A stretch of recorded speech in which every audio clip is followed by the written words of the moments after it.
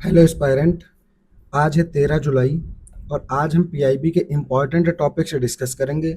जो टॉपिक्स हमारे upcoming exam के लिए सबसे ज़्यादा इम्पॉर्टेंट होंगे, यानी वो टॉपिक जो आज पब्लिश हुआ हो उसकी इन्फॉर्मेशन कौन से हमारे काम की है, और उस इन्फॉर्मेशन से जुड़ा हुआ उसका स्टैटिक पार्ट जो हमारे एग्ज़ाम के लिए क्या हो, सबसे ज़्यादा इम्पॉर्टेंट हो, जहाँ से क्वेश्चन पूछे जा रहे हों या फिर जिस इन्फॉर्मेशन से क्वेश्चन पूछे जा सकते हों, वो सारी चीज़ें हम इस वीडियो में कवर करेंगे। चलिए आज का आर्टिकल शुरू करते हैं।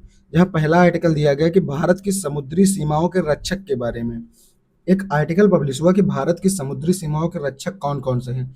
क्योंकि ये आर्टिकल जब पहली बार पब्लिश हुआ था तो ये आर्टिकल इससे पहले निकाला जा चुका था 21 जून को।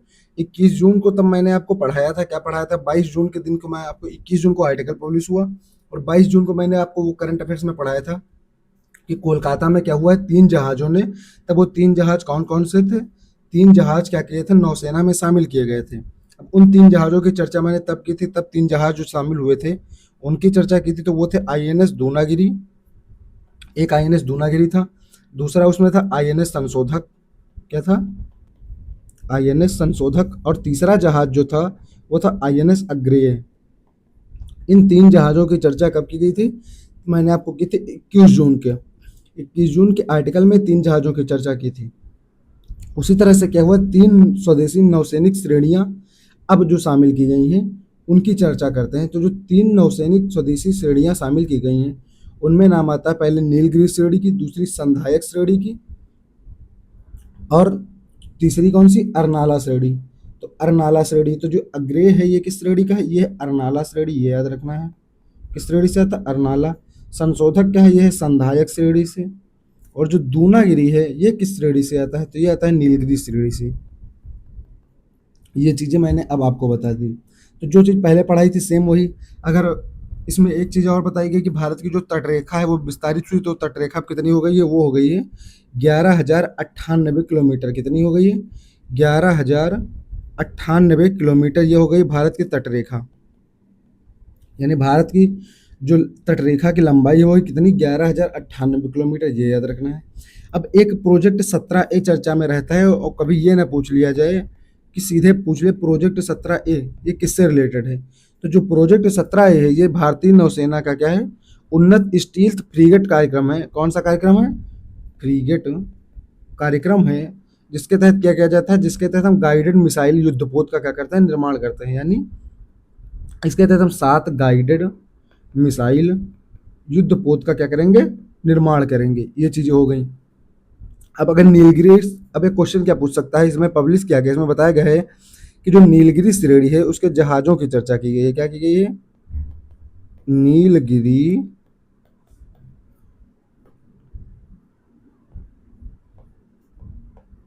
नीलगिरी श्रेणी के जहाज़ों की चर्चा की गई है। तो क्वेश्चन ये ना पूछ लिया जाए कि निम्नलिखित में से कौन सा जहाज नीलगिरी श्रेणी में शामिल नहीं है। तो नीलगिरी श्रेणी के कुछ जहाज़ों की चर्चा की गई है, तो इसमें पहला नाम आता है आईएनएस नीलगिरी का ही। ये किस श्रेणी का है? नीलगिरी श्रेणी का है। अब इसी के बाद आता है आईएनएस हिमगिरी। हिमगिरी किस श्रेणी का है? इसी आईएनएस नीलगिरी श्रेणी का है। एक नाम आता है आईएनएस तारागिरी। क्या आता है? आईएनएस तारागिरी। ये हो गया, ये 3 हो गए। चौथा है उदयगिरी, यानी जिसमें गिरी लगा हुआ है वही आ रहे हैं, तो उदयगिरी। अगला है दुनागिरी, और उसके बाद क्या है, महेंद्रगिरी, और नेक्स्ट कौन सा है, बिंदगिरी। तो जो बिंदगिरी है वो है भी निर्माणाधीन, यानी वो भी बनाया जा रहा है। बाकी सब बन चुके हैं और ये सारे नीलगिरी श्रेणी के हैं, तो याद रखेंगे नीलगिरी श्रेणी के जहाज हैं। प्रोजेक्ट 17 को मैंने बता दिया। प्रोजेक्ट 17 में क्या है, हम क्या बना रहे हैं, 7 गाइडेड मिसाइल युद्धपोत बना रहे हैं। अब जो 7 गाइडेड मिसाइलें हैं इनमें लगभग, अगर एक मिसाइल की लंबाई पूछे तो लगभग 150 मीटर लंबी मिसाइल, और जिनकी गति कितनी हो, जिनकी गति है लगभग 28 समुद्री मील, 28 नॉटिकल मील्स की क्या है, स्पीड है, जो हम प्रोजेक्ट 17 के तहत बना रहे हैं। अब क्या देखेंगे, आगे देखेंगे जो संधायक श्रेणी थी ये क्या थी, हाइड्रोग्राफिक क्षमता को बढ़ाने के लिए लाई गई थी, और इसके तहत क्या है, आईएनएस संधायक, आईएनएस निर्देशक, और आईएनएस इच्छक, और आईएनएस संशोधक, ये क्या है, ये संधायक श्रेणी के शामिल हैं। किसमें शामिल है? संधायक श्रेणी में। तो मैंने आपको नीलगिरी श्रेणी पूरी बता दी। अब दो एक श्रेणी बता दी, तो हो सकता है इसमें से कोई नाम संधायक श्रेणी का दिया जाए, पूछे कौन सा नीलगिरी श्रेणी का नहीं है। तो जो संधायक श्रेणी के नाम है वो याद रखना है कि संधायक श्रेणी का नाम क्या क्या है। तो जो संधायक श्रेणी में आते हैं उसमें आते हैं 4 जहाज। पहला आईएनएस संधायक ही, अगला है आईएनएस निर्देशक, तो निर्देशक हो गया। उसके बाद आएगा आईएनएस इच्छक, आईएनएस इच्छक, और चौथा क्या आएगा? आईएनएस संशोधक। तो ये जो है ये किस श्रेणी के हैं? ये है संधायक श्रेणी के। जो 4 मैंने इसके ऊपर जो मैंने आपको बताए थे वो थे नीलगिरी श्रेणी के। तो ये चीज़ें हो गई। अब इस जगह से कोई भी क्वेश्चन पूछेगा किस श्रेणी का है, किससे है, तो आप बताने की अच्छी स्थिति में होंगे, क्योंकि क्वेश्चन हो सकता है यही पूछ लिया जाए, इसके अलावा कोई क्वेश्चन नहीं बनता जो पूछा जाना चाहिए। ठीक है। अब चूंकि ये किससे रिलेटेड है? ये रिलेटेड है पूरा आर्टिकल समुद्री सुरक्षा से रिलेटेड। तो समुद्री सुरक्षा से रिलेटेड जो कानून होते हैं वो अंकलास के तहत आते हैं। अंकलास, अंकलास क्या है? ये 1982 में क्या किया गया? अपनाया गया। और किस लिए अपनाया गया? तो यूनाइटेड नेशन, इसका पूरा नाम क्या है? United Nation Convention on the law of the sea. तो ये 1982 में अपनाया गया, और जो महासागर और समुद्र है उनके उपयोग के लिए क्या करता है? कानूनी ढांचा प्रदान करता है पूरा। अब इसमें बताया गया कि अगर भारत की जो प्रादेशिक रेखा है, यानी प्रादेशिक समुद्री रेखा की चर्चा करता है, तो वो कितनी है? वो आधार रेखा से लगभग 12 समुद्री मील तक है। कब तक है? 12 समुद्री मील तक है आधार रेखा, यानी तट से लेकर के 12 समुद्री मील तक क्या है? वो प्रादेशिक रेखा। इसी में अगर बात करें कि कंटिजियस जोन कौन सा होगा, यानी संलग्न क्षेत्र कितना आएगा, तो 24 नॉटिकल मील तक संलग्न क्षेत्र होता है। और विशेष आर्थिक क्षेत्र की चर्चा मैंने आपसे पहले भी कर ली है, तो वो 200 नॉटिकल मील तक होती है। तो ये चीज़ें हो गई जो इस आर्टिकल से हो सकता है पूछ ली जाए। तो प्रोजेक्ट 17A के बारे में आपने पढ़ लिया, प्रोजेक्ट 17A देख लिया, अंकलास बता दिया आपको, आईएनएस के बारे में बता दिया कि कौन सा किस श्रेणी में आता है। तो ये चीज़ें हो गई। अब इसके अलावा अगर हम किसी चीज़ की चर्चा करें इसमें, तो मान लीजिए हम किसकी चर्चा करते हैं, हम अगर बात करें इसमें कि प्रोजेक्ट 17 के बारे में क्या क्वेश्चन पूछा जा सकता है, तो अगर पूछ ले आईएनएस महेंद्रगिरी प्रोजेक्ट 17 का पार्ट है? नहीं भैया, इसका पार्ट नहीं है, क्योंकि नीलगिरी श्रेणी के जहाज प्रोजेक्ट 17 के तहत नहीं, प्रोजेक्ट 17 के तहत गाइडेड मिसाइलें बनाई जा रही हैं। तो ये याद रखेंगे, बेसिक सा क्वेश्चन है, आप पता रखेंगे इसको, और ये गलत नहीं होगा आपके साथ कभी भी। अगला आर्टिकल इसी जगह मैं एक और डिस्कस कर लेता हूँ। वो आर्टिकल पब्लिश किया गया है किसके बारे में? वो आर्टिकल पब्लिश किया गया है इसी से रिलेटेड, साइंस टेक से रिलेटेड जो एक टेक्नोलॉजी है वो है निडार 2.0। निडार 2.0 इससे रिलेटेड एक आर्टिकल पब्लिश किया गया। क्या किया गया कि जो निडार 2.0 है, इसका उद्देश्य क्या है कि छात्रों को हम क्या करेंगे? स्वदेशी भारतीय चिप से मिलने वाले स्मार्ट ड्रोन के बारे में क्या जानकारी देंगे। यानी अगर बात करें कि पहली बात तो ये निडार, निडार क्या है? निडार एक प्रोग्राम है। अभी किसने लॉन्च किया है? तो ministry of Electronics and Information technology ने, यानी मीटी, और इसके साथ एक संस्था है फेडरेशन ऑफ इंडिया ने, यानी डीएफआई जिसे हम कहते हैं क्या? Drone Federation of India. तो इन दोनों ने मिलकर के क्या है? ये निडार 2.0 लॉन्च किया है। अब ठीक है, ये लॉन्च हो गया। अब क्या हो गया? ये निडार 2.0 के तहत ड्रोन की चर्चा की गई है। तो यानी सीधा नाम अपना याद रखेंगे कि निडार 2.0 क्या है?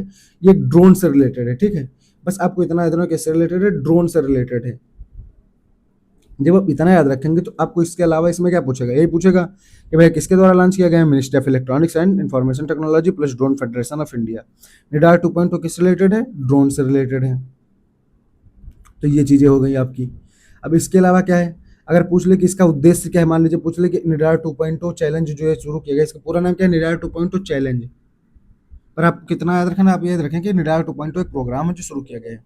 अगर बात कर ली जाए कि ये इसका इसका उद्देश्य क्या है, तो इसका उद्देश्य क्या होगा कि जो भारतीय चिप से संचालित होने वाले स्वदेशी स्मार्ट ड्रोन है, क्या है? जो भारतीय चिप से, जिसमें भारतीय चिप का प्रयोग किया गया है, तो उनसे संचालित होने वाले जो स्वदेशी ड्रोन है उनको क्या करना है? विकसित करने के लिए क्या करना है कि हम छात्रों को बढ़ावा देंगे। इसको बढ़ावा देंगे, छात्रों को बढ़ावा देंगे। क्या कहेंगे?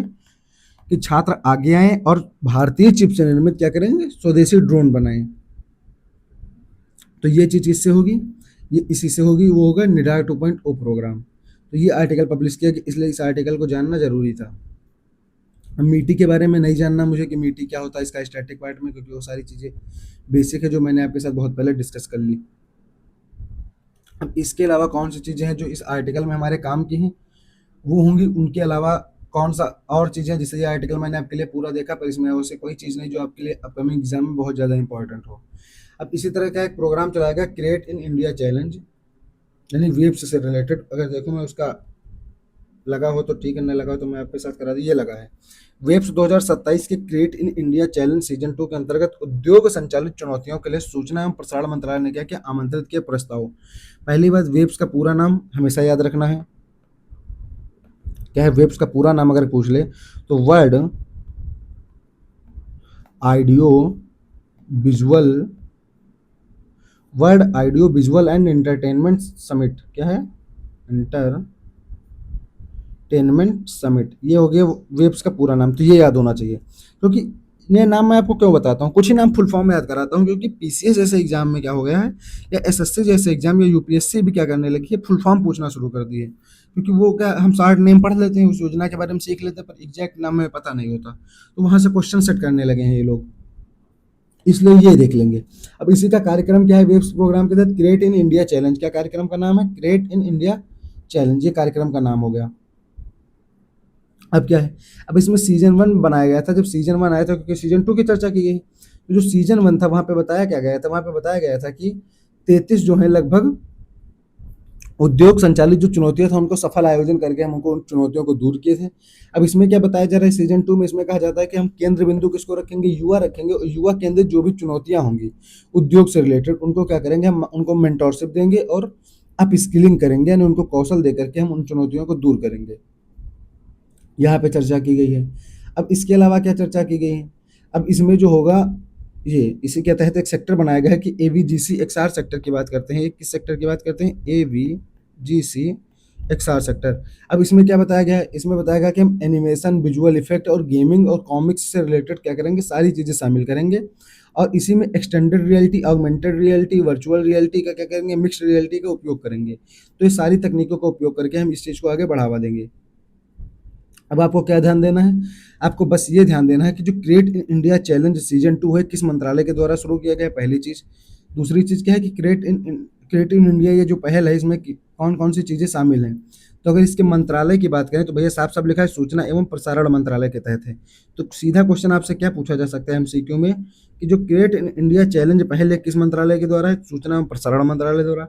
यहाँ पे मीटी का नाम देगा अगर, तो आपको ज़्यादा आसान लगेगा, आप लगेगा कि यही सही होगा, क्योंकि इलेक्ट्रॉनिक से रिलेटेड चीज़ें हैं। तो आपको ये ध्यान रखना है कि मीटी नहीं है, यहाँ पे सूचना एवं प्रसारण मंत्रालय। क्या है? क्रिएट इन इंडिया चैलेंज के लिए सूचना एवं प्रसारण मंत्रालय, आपको ये बिल्कुल याद होगा। अब इसके अलावा कौन सी चीज़ें हैं जो आपको देखनी है, जैसे मैं आपको क्या बता देता हूँ, इसमें क्या क्या चीज़ें आपको देखनी है, यानी इस आर्टिकल को पढ़ते समय आप मेरे साथ क्या डिस्कस याद कर लें। पहला इसका मिनिस्ट्री याद कर लें कि क्रिएट इन इंडिया चैलेंज किस मंत्रालय के, सूचना एवं प्रसारण मंत्रालय के द्वारा।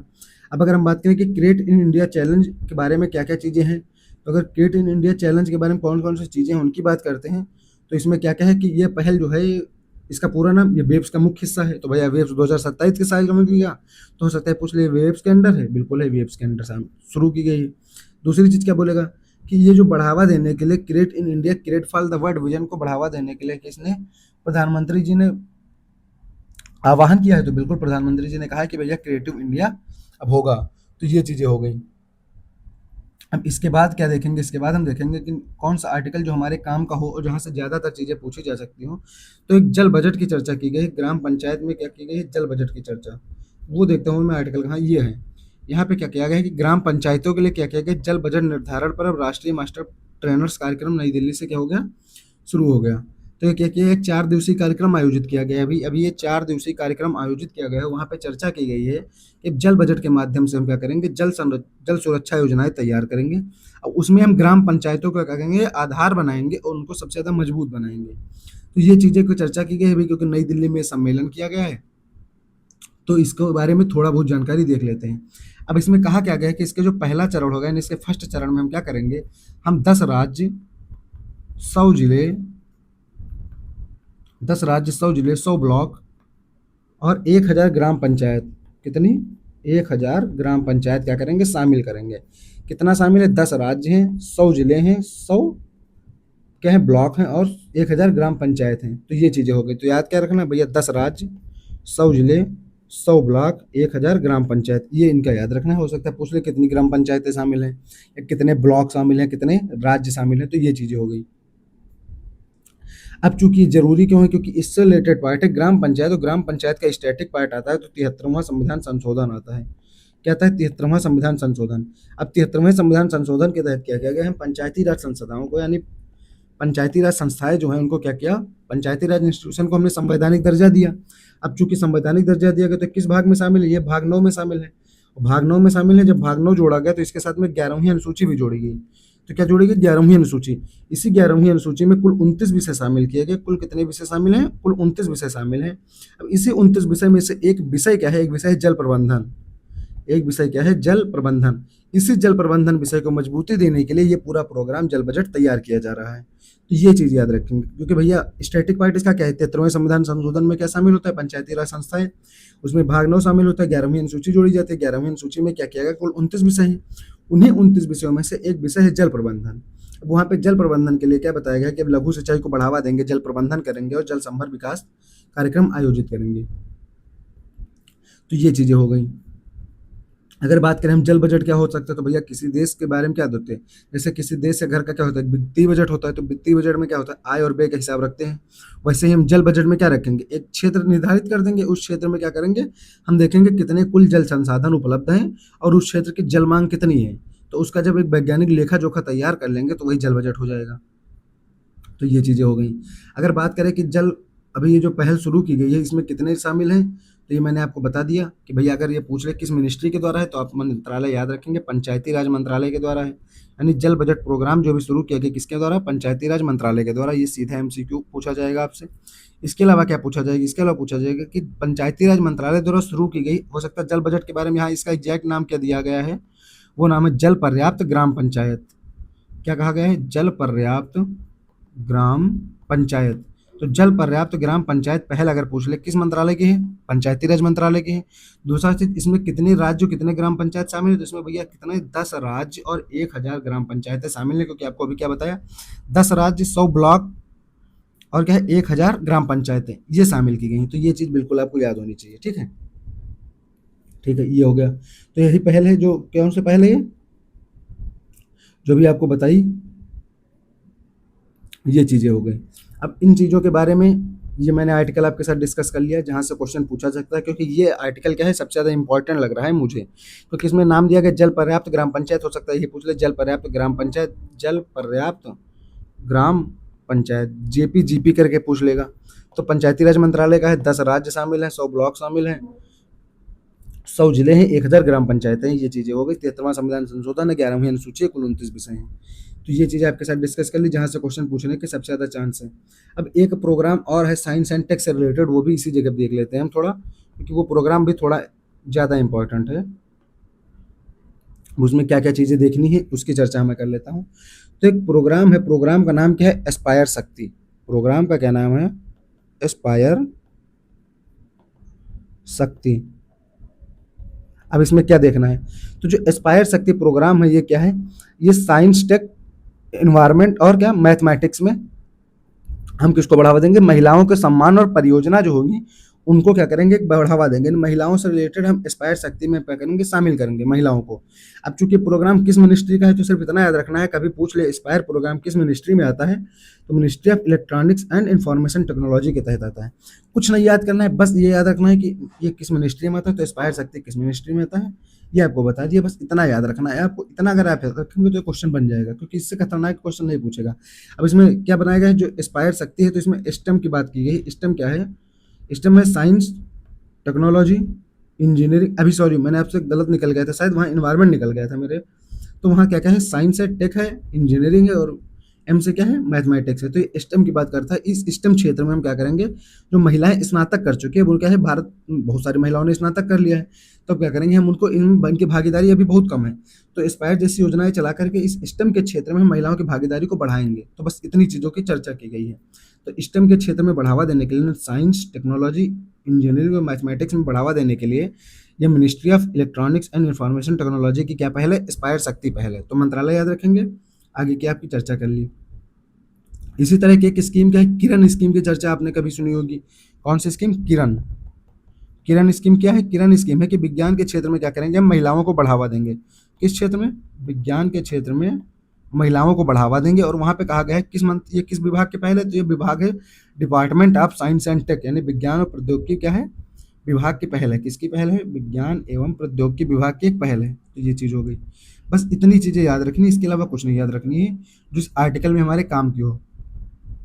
तो स्पायर शक्ति के बारे में मैंने आपको बताया था कि स्टेम के क्षेत्र में महिला शोधकर्ताओं को क्या करना है, बढ़ावा देना है, ये चीज़ होगी। आगे देखते हैं कि अगले आर्टिकल कौन से थे जो आज हमारे एग्जाम में सबसे ज़्यादा इंपॉर्टेंट। तो एक नमस्ते दिवस मनाया गया है अभी, देखता हूँ वो आर्टिकल लगा है कि नहीं लगा है। इस कौन सा दिवस, नमस्ते दिवस की चर्चा की गई है। ये देखो, पश्चिम बंगाल के कोलकाता में क्या हुआ है, 14 जुलाई को तीसरा नमस्ते दिवस मनाया जाएगा। साथ ही देश भर के शहरी स्थानीय निकायों में भी समानांतर कार्यक्रम आयोजित किए जाएंगे। सीधा क्वेश्चन है कि तो ये कब, तो क्या कहा गया, 14 जुलाई को हम क्या मनाएंगे, थर्ड नमस्ते दिवस मनाएंगे, थर्ड नमस्ते दिवस मनाएंगे। अब चूंकि ये क्यों मनाया जा रहा है, सबसे जरूरी बात तो यही है कि भैया 2023 में क्या किया गया कि राष्ट्रीय यंत्रीकृत स्वच्छता इकोसिस्टम योजना शुभारंभ की गई थी और उसके 3 साल पूरे हो रहे हैं। इसके उपलक्ष्य में हम ये मना रहे हैं, क्या मना रहे हैं, राष्ट्रीय यंत्रीकृत स्वच्छता इकोसिस्टम, यानी नमस्ते योजना का अगर पूरा नाम पूछ ले क्या है, नमस्ते, नमस्ते योजना जो है इसका पूरा नाम है राष्ट्रीय यंत्रीकृत स्वच्छता इकोसिस्टम। क्या है, राष्ट्रीय यंत्रीकृत स्वच्छता इकोसिस्टम, यह नमस्ते योजना का पूरा नाम है। तो अब इसके तहत क्या किया गया है, इसके तहत हमने नमस्ते दिवस मनाया है, ठीक है। इसमें कोई ऐसी चीज़ नहीं जो आपके लिए कठिन है, क्योंकि अगर पूरा नाम बात लें तो national action of mechanised sanitation ecosystem, यानी स्वच्छता से रिलेटेड ही नमस्ते स्कीम है।